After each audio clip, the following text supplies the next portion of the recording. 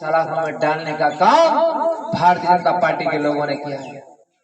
इसलिए आज जेल में क्यों पड़े हैं? आज जेल में वो इसलिए पड़े हैं क्योंकि ना तो हमारी उत्तर प्रदेश में सरकार है और ना केंद्र में सरकार है। और उत्तर प्रदेश किससे चलता है?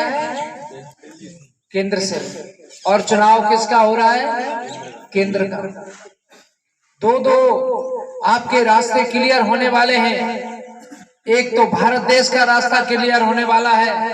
अगर भारत देश को आपने मजबूत कर दिया, अगर आदरणीय राष्ट्रीय अध्यक्ष अखिलेश यादव जी को इस देश की उत्तर प्रदेश के साथ मैं दावे से कह सकता हूं, अगर आप लोगों ने बड़ी ताकत बनाने का काम कर दिया तो जेल के दरवाजे 10 मिनट में खुल जाएंगे और प्रदेश का रास्ता भी समाजवादी साथियों का हो जाएगा। इसलिए कहना चाहता हूं कि इस बार 2024 में आपको क्या करना है? जितने भी हमारे भाई जो दिल्ली, बॉम्बे और दूसरी नौकरियों में तमाम भारत देश के कोने कोने में फैले हुए हैं, एक अनुरोध अभी से चालू कर दो कि 5 साल वाला पर्व आ रहा है।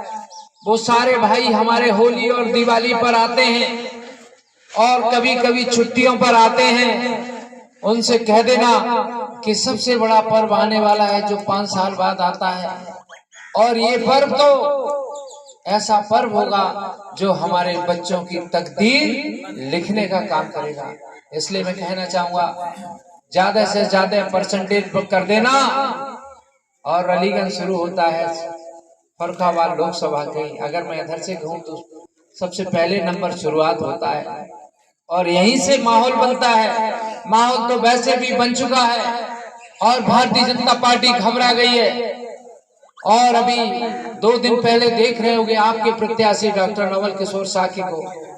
मैं एक गांव में मीटिंग कर रहा था और मीटिंग के दौरान एक व्यक्ति आता है और शराब पी के घुसता है। कोई भी शराब पी के आ जाएगा तो हम सब लोग यही कहेंगे कि तुम पास में बैठ जाओ। बताओ, वो तो व्यक्ति इतना ज्यादा शराब पिया हुआ था कि अगर ओवर एडिक्शन के कारण उसकी मौत भी हो सकती थी। हमने जस्ट ये कहा कि पास में उसको बैठलवा दो। उस बात को भारतीय जनता पार्टी के लोगों ने इतना बड़ा इशू बना लिया कि प्रदेश के उप मुख्यमंत्री ब्रजेश पाठक जी अपने ट्विटर हैंडल से एक्स से ट्वीट करते हैं कि डॉक्टर नवल किशोर और समाजवादी पार्टी की प्रत्याशी की सभा में जो व्यक्ति जय श्री राम बोल रहा था उसका अनादर किया। और माननीय स्वतंत्र देव जी जो जल मंत्री हैं और पूर्व में भारतीय जनता पार्टी के प्रदेश अध्यक्ष रहे, वो भी अपने एक्स से ट्विटर हैंडल से ट्वीट करते हैं कि समाजवादी पार्टी की सभा में जो व्यक्ति जय श्री राम का नारा लगा रहा था उसका अपमान किया। मैं कहना चाहता हूं और बताना चाहता हूं, भगवान राम तो सबके हैं, भगवान राम तो कण कण में बसते हैं और ये भारतीय जनता पार्टी के लोग राम के नाम को भी आज पॉलिटिक्स में यूज करके उसका फायदा उठाना चाहते हैं। इसलिए आप लोग सावधान हो जाओ। और मैं कहना चाहूंगा कि 2024 ये जो चुनाव है वो इस देश का अंतिम चुनाव होगा। अगर इस चुनाव में भारतीय जनता पार्टी अगर आ गई तो इस देश में चुनाव होना बंद हो जाएंगे। इसलिए बाबा साहब भीमराव अम्बेडकर जी ने तमाम कितने कष्ट थे, बाबा साहब भीमराव अम्बेडकर जी ने तमाम कितने कष्टों के बाद इस देश का संविधान बनाया।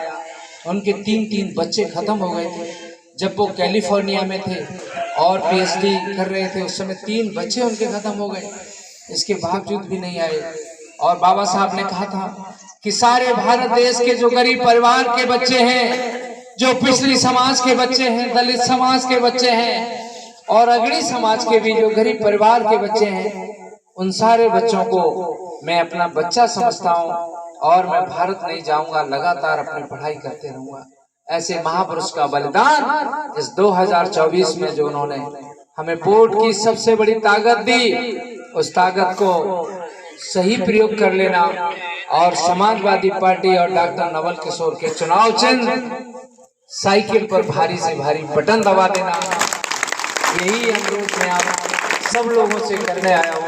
बहुत बहुत धन्यवाद देते हुए पार्टी जिंदाबाद, समाजवादी पार्टी जिंदाबाद, अखिलेश यादव जिंदाबाद, अखिलेश यादव जिंदाबाद, डॉक्टर साहब जिंदाबाद, डॉक्टर साहब जिंदाबाद, डॉक्टर साहब जिंदाबाद।